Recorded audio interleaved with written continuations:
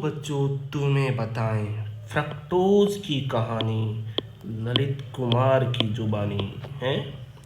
Rhyming rhyming rhyming rhyming चल रही है सर। तो आ जाओ थोड़ा समझते हैं फ्रक्टोज को। ये फ्रक्टोज क्या है? तो फ्रक्टोज अगला मोनोसेकेराइड है। कौन सा? अगला मोनोसेकेराइड है। पहला मोनोसेकेराइड अपन बच्चों पढ़ चुके हैं जिसका नाम ग्लूकोज होता है। ग्लूकोज की सारी स्ट्रक्चर जिसमें open chain structure, close chain structure, सारों को निपटा चुके हैं। अरे नहीं निपटा चुके क्या? हाँ या ना? चलो जो भी है हाँ ही होगा तुम्हारा, मेरे को पता है। चलो आगे बढ़ते हैं। तो यहाँ पर सिंपल सी बात बता देता हूँ, ग्लूकोज की कुछ नहीं, फ्रक्टोज की कुछ प्रॉपर्टी के बारे में देखते हैं और प्रॉपर्टी के बारे में जानने की कोशिश करते हैं। तो यहाँ पर पहली प्रॉपर्टी निकल के आती है कि फ्रक्टोज होता है कीटोहेक्सोज। क्या होता है?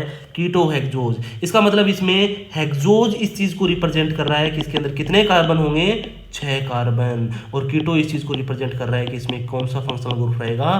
कीटोन। और इसकी स्ट्रक्चर जरा देखो, जरा ध्यान से क्योर से देखो इसकी स्ट्रक्चर को, और देखते ही देखते तुम्हें ये चीज़ दिख जाएगी कि 1 नंबर कार्बन है, ये 2 नंबर कार्बन है, ये 3 नंबर कार्बन है, ये 4 नंबर कार्बन है, 5 और 6, 2 नंबर कार्बन पे कीटोन ग्रुप लगा पड़ा है। अच्छे से देख लो। अच्छा, कीटोन बीच में ही जुड़ सकता है, टर्मिनल पे नहीं, क्योंकि कीटोन बीच में जुड़ने वाली स्ट्रक्चर है, इसलिए 2 नंबर पे जुड़ा पड़ा है। इसका मतलब ये क्या होगा? 6 कार्बन के साथ कीटोन फंक्शनल ग्रुप, इसीलिए फ्रक्टोज को बोला जाता है बच्चों कीटोहेक्सोज। अरे हाँ या ना? चलो अगर बात करें इसकी ऑब्टेन की, ये कैसे निकल के आएगा, कैसे इसको अपन ले सकते हैं, कैसे अपन इसको कहीं से प्राप्त कर सकते हैं, तो इसके लिए सिंपल सी बात, अपने मार्केट से लेके आओ गन्ना, मतलब सुक्रोज, मतलब शुगर केन, मीठा चीनी, है ना, और उसको बोला जाता है डाइसेकेराइड। चीनी को क्या बोला जाता है? डाइसेकेराइड। और डाइसेकेराइड का जब हाइड्रोलाइज किया जाता है, क्या किया जाता है बच्चों? हाइड्रोलाइसिस। हाइड्रोलाइसिस एसिडिक मीडियम या बेसिक मीडियम में करा देंगे, और जैसे ही ये हाइड्रोलाइज्ड होगा तो अल्फा डी ग्लूकोज और बीटा डी फ्रक्टोज बन जाएगा। और ये ग्लूकोज बनाने की प्रोसेस के अंदर भी आया था। क्या आया था? और फ्रक्टोज भी बनता है इसके साथ साथ, इसलिए फ्रक्टोज को ऑब्टेन करने का भी मेथड है। अच्छा, दूसरी बात करें तो नेचुरल मोनोसेकेराइड फाउंड, मतलब नेचुरली ये मोनोसेकेराइड, फ्रक्टोज की बात करूं, फ्रक्टोज होता है मीठा, टेस्ट में स्वीट, मीठा मीठा स्वीटनेस देता है। तो ये वास्तव में natural monosaccharide found in fruity, honey and vegetables. ये चीज़ इंपॉर्टेंट है। एंड इसी के साथ साथ बात करूं तो मैं, इसकी प्योर फॉर्म होती है वो fructose use as a sweetener. अच्छा, अपने पहले वाले चैप्टर के अंदर बात करी थी क्या? पहले वाले चैप्टर जिसमें अपन कहते हैं केमिस्ट्री इन एवरीडे लाइफ, उसमें आया था सुक्रालोज।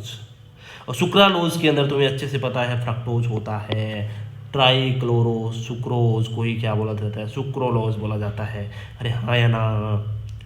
चलो, जैसे अपन ने ग्लूकोज की स्ट्रक्चर की बात करी, वैसे वैसे अपन को फ्रक्टोज की स्ट्रक्चर को भी सम्मान देना पड़ेगा। इसको, यह भी सम्मान के अधिकारी है, सम्मान के पात्रता है, इसलिए इसको भी स्ट्रक्चर का सम्मान देने के लिए इसकी स्ट्रक्चर की बात करेंगे। और यहाँ पर फ्रक्टोज की स्ट्रक्चर को देखने के लिए सिंपल सी बात है, इसका मोलिकुलर फॉर्मूला होता है C6H12O6। ये देख लो बच्चों, हाँ या ना? हाँ।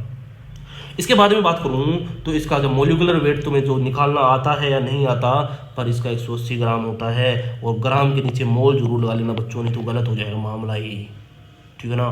तो ये जरूर कर लेना। यहाँ पर मैंने गलती कर दी थोड़ी सी, उस गलती को थोड़ा सा सुधार लेना बच्चों, ठीक है। अगर मैं बात करूं ketone functional group on carbon number second, 1 2 3 4 5 6, और मूर्ख लोगों यहाँ से IUPAC नेमिंग स्टार्ट मत कर देना, नहीं तो काम गड़बड़ा जाएगा।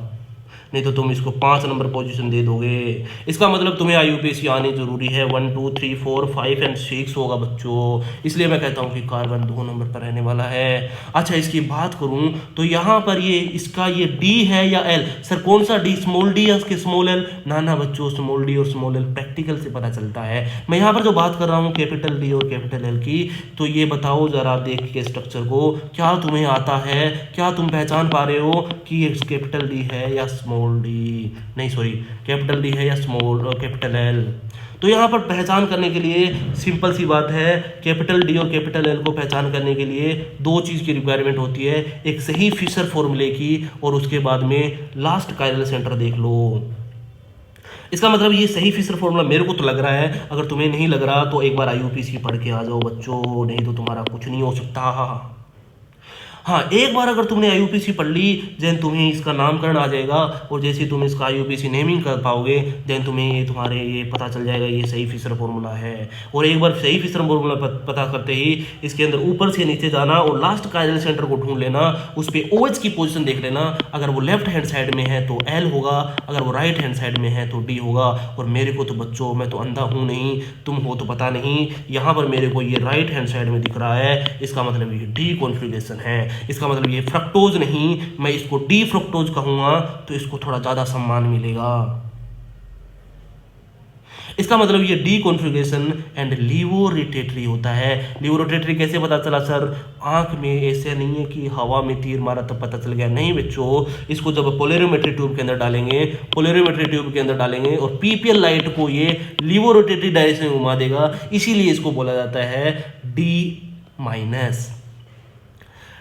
It is a appropriately written capital D, और ये देखो D इस चीज को रिप्रेजेंट कर रहा है बच्चों कि ये क्या है, OH होता है लास्ट कायरल सेंटर का, वो कहाँ पर है? राइट हैंड साइड में है। और जो माइनस चीज इस चीज को रिप्रेजेंट कर रही है कि ये लाइट को, PPL लाइट को लिवोरोटेटरी घुमाने वाला है बच्चों, और इसका फॉर्म सही नामकरण होगा D- फ्रक्टोज। फ्रक्टोज लाइट को लियो कर देता है, ले लो, लियो रोटेटरी बच्चों। और यहीं ग्लूकोज की बात करूं तो ग्लूकोज होता है डेक्स्ट्रो रोटेटरी बच्चों। ये बहुत ही सिंपल सी बातें थी। अब बातों को थोड़ा सा और आगे बढ़ाते हैं और कहानी को और ही थोड़ा सुंदर बनाते हैं। तो यहाँ पर देखते ही देखते जैसे जैसे अपने स्ट्रक्चर और फ्रक्टोज की बात करी वैसे वैसे अपन को ग्लूकोज की स्ट्रक्चर याद आई। तो अपन ने ग्लूकोज की ओपन स्ट्रक्चर के बाद में उसकी साइक्लिक स्ट्रक्चर की भी बात करी थी, तो यहाँ इसकी भी बात साइक्लिक स्ट्रक्चर से ही खत्म करनी पड़ेगी बच्चों अपन को। यहाँ पर देखो साइक्लिक स्ट्रक्चर को बनाने के लिए मेरे को पता है ग्लूकोज में क्या करा था, अपन ने 5 नंबर कार्बन के ऊपर जो OH था वो 1 नंबर के C डबल बॉन्ड मतलब एल्डिहाइड के साथ रिएक्शन करा दी थी। पर यहाँ पर जो कार्बोनिल ग्रुप है वो तो 2 नंबर पे है। इसका मतलब यहाँ पर जो ये OH है वो यहाँ अटैक करने वाला है बच्चों, यहाँ इस पे 2 नंबर पे कर दो बच्चों। जब जैसे ही तुम 2 नंबर पे करोगे 1 2 3 4 और ये एक ऑक्सीजन 5, इसका मतलब 5 मेंबर की रिंग बनेगी और बीच में रहने वाला है ऑक्सीजन। और ऐसी स्ट्रक्चर को बोला जाता है बच्चों फ्यूरेनोज। क्या बोला जाता है? फ्यूरेनोज। इसलिए फ्रक्टोज की स्ट्रक्चर फ्यूरेनोज की जैसी होती है। फ्यूरेनोज एक ऑर्गेनिक मटेरियल होता है, ऑर्गेनिक कंपाउंड होता है जिसमें 4 कार्बन और 1 ऑक्सीजन के साथ 5 मेंबर्ड रिंग होती है। इसे बोला जाता है फ्यूरेन, है ना, और इसे बोला जाता है फ्यूरेनोज भी बोल देते हैं बच्चों। अब देखो जरा देखो इन्हें क्या हुआ है, कैसी बेकरारी है ये, कैसा नशा है। इसने देखते ही देखते देखो बच्चों यहाँ का OH है ना बच्चों, यहाँ का OH इसने निपटा दिया, 2 नंबर के साथ रिएक्शन कर ली। 1 नंबर बेचारा सूखा पाका पड़ा है, अभी तक इसके साथ कुछ छेड़खानी नहीं करी। जो छेड़खानी हुई है वो 2 नंबर कार्बन के साथ हुई है। और जैसे ही 2 नंबर वाला दिखेगा तुमको, क्या यहाँ पर तुम्हें कायरल बताओ, इस फ्रक्टोज के अंदर कायरल सेंटर कितने हैं? 1 2 3 है। पर जैसे ये इसके ऊपर अटैक करेगा तो ये जो 2 नंबर का कार्बन है वो भी क्या हो जाएगा, ऑप्टिकली मतलब ये क्या हो जाएगा, कायरल हो जाएगा। और कायरल होते ही यहाँ पर इसकी OH की पोजीशन 2 तरीके से लिखी जा सकती है। OH अगर राइट हैंड साइड में है तो अल्फा, अगर OH लेफ्ट हैंड साइड में है तो बीटा लिख देंगे बच्चों। तो यहाँ पर देखो ये राइट हैंड साइड में OH दिख रहा है 2 नंबर कार्बन का, इसलिए बोला जाता है अल्फा डी फ्रक्टोफ्यूरेनोज। फ्यूरेनोज इसलिए क्योंकि ये फ्यूरेनेज जैसी स्ट्रक्चर दिखाता है।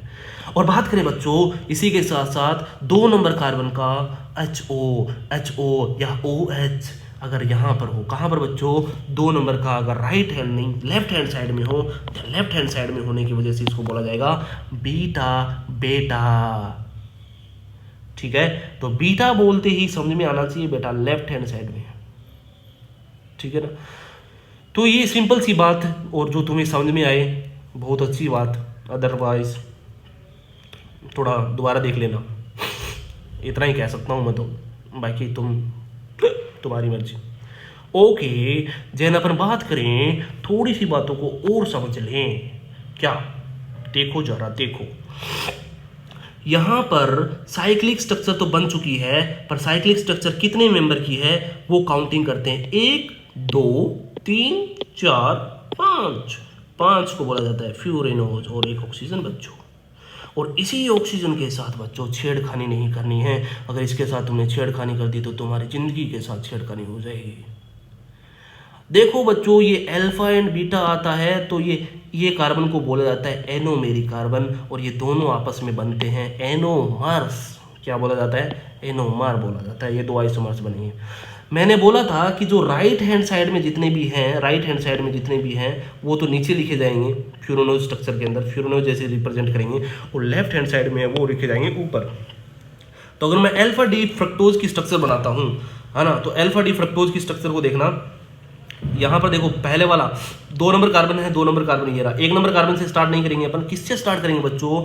2 नंबर कार्बन से। तो अकॉर्डिंग टू IUPAC तो 2 नंबर है, पर ये साइक्लिक रिंग का 1 नंबर है। तो यहाँ पर ये 2 नंबर कार्बन है। 2 नंबर कार्बन पे देखो OH कहाँ है?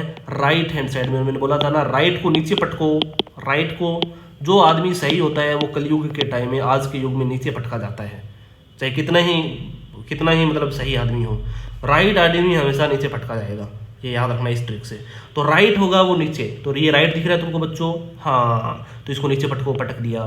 तो ऊपर कौन है? ये ग्रुप, इसको ऊपर पटको। फिर इसमें देखो 2-3 नंबर कार्बन पे H है, नीचे पटको, OH है, नीचे पटको।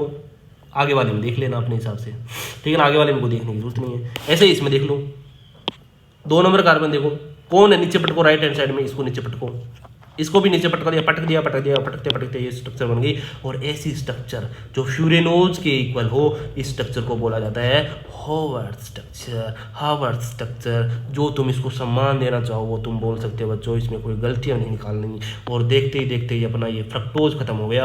अब अपन बात करने वाले हैं अपना और तुम्हारा, मतलब सबका प्यारा, अपना हमारा डाइसेकेराइड। ठीक है,